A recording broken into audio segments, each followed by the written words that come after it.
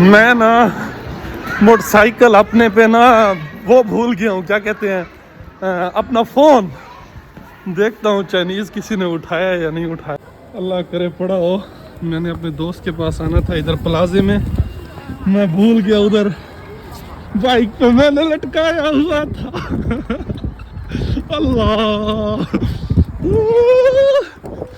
भूल गया।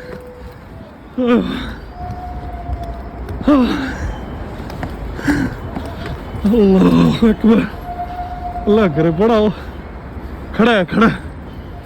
चेक करो यार, चाइनीज़ कितने अच्छे हैं, चोरी नहीं करते।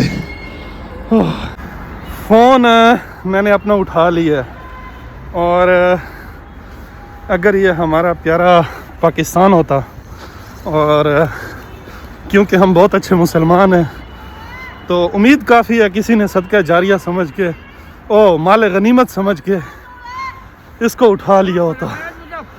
लेकिन ये क्योंकि काफिरों का मुल्क है और नॉन मुस्लिम्स का मुल्क है जिनको हम काफिर कहते हैं, वो चोरी नहीं करते।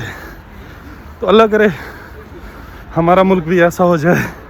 शुक्र है मेरा फ़ोन बच गया है।